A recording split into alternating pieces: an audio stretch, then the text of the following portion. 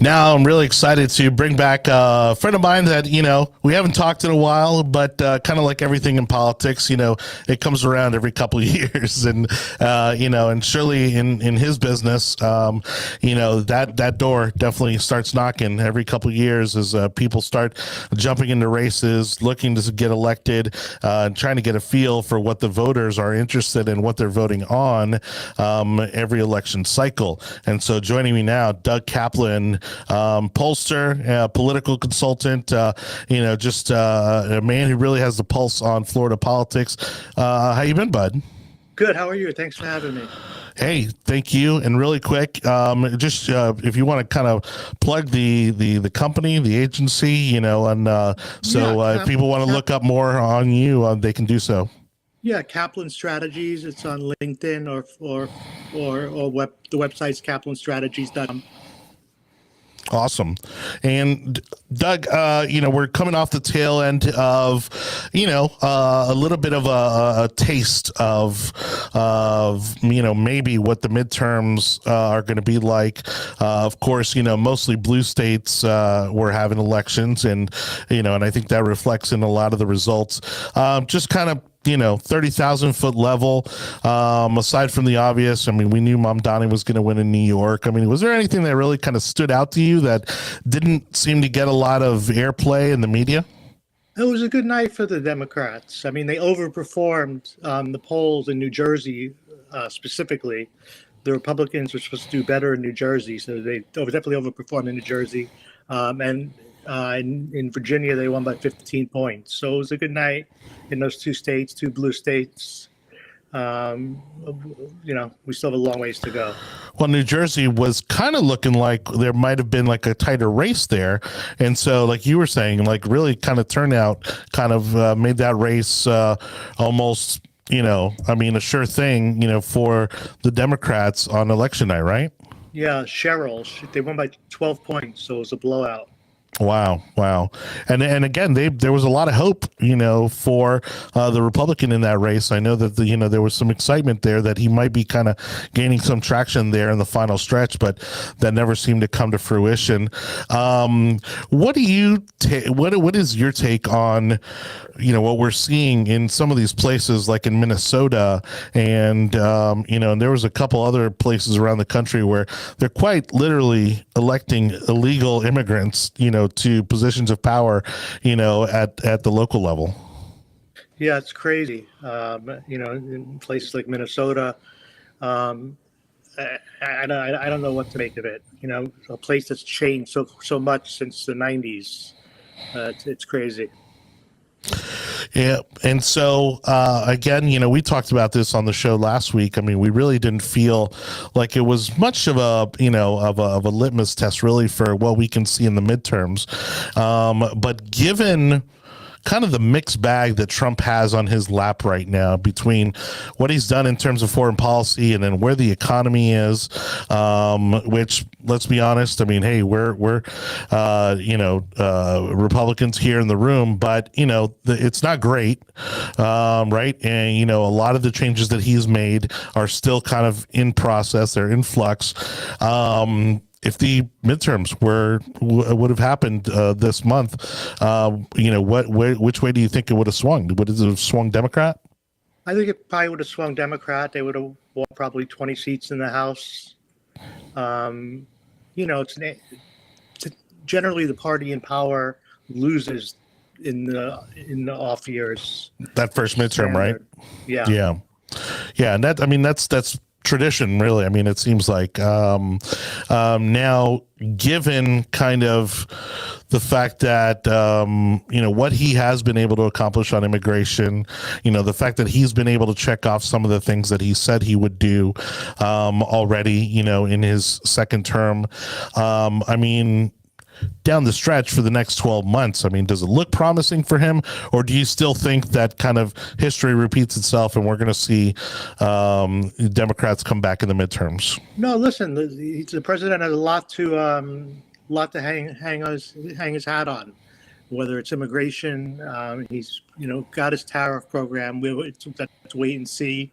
He's trying to balance the economy, bring manufacturing jobs He's very successful internationally, but it all comes down to cost of living. If cost of living is good in April, May, then the Republicans will hold. If it's not, then Democrats will win.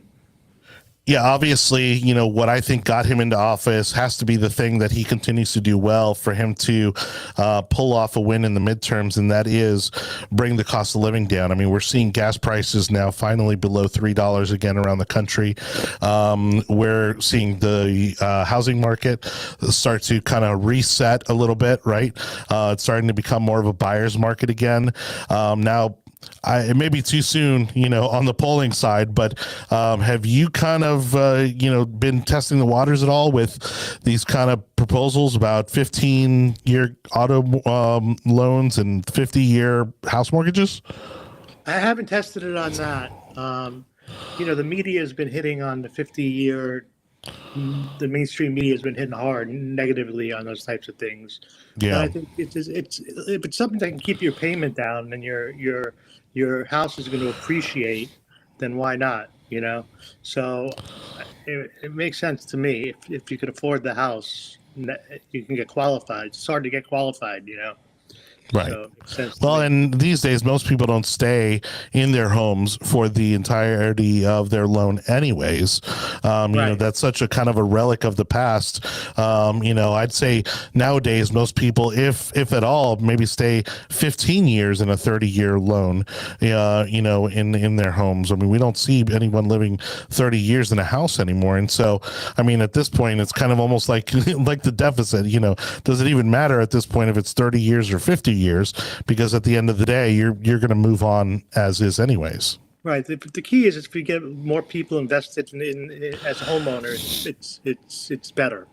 Yeah, yeah. Well, and at least here in Florida, and maybe this is a good segue into a question, you know, that I'm sure you've probably, you know, tested the waters on, but if they can do something about property taxes and getting those under control, certainly, again, major issue here in Florida, I think that would certainly help in terms of what is been a mostly concentrated hot real estate market in certain cities, but not statewide. So in that regards, have you tested it all, polled it all, the governor's legislation, you know, his initiatives about eliminating property taxes?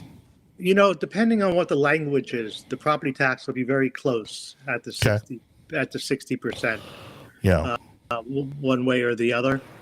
There's a lot of people that don't own houses, and there's going to be, you know, the local governments are going to argue you're hurting schools, you're hurting police, etc.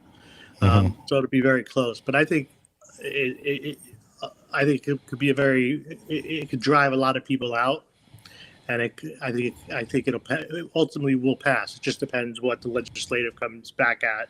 If it's one amendment or multiple amendments, if it's a full, you know, it's a full thing, or so it's so many variants on what they might come back at. Yeah, no, absolutely. I mean, but, you know, some people are wondering whether or not, you know, Governor DeSantis still has the juice, you know, to get this ballot initiative, you know, to 60% and get it on the ballot. I think that is going to truly be litmus test as to what his political future is going to look like. Would you agree? Agreed. Yeah.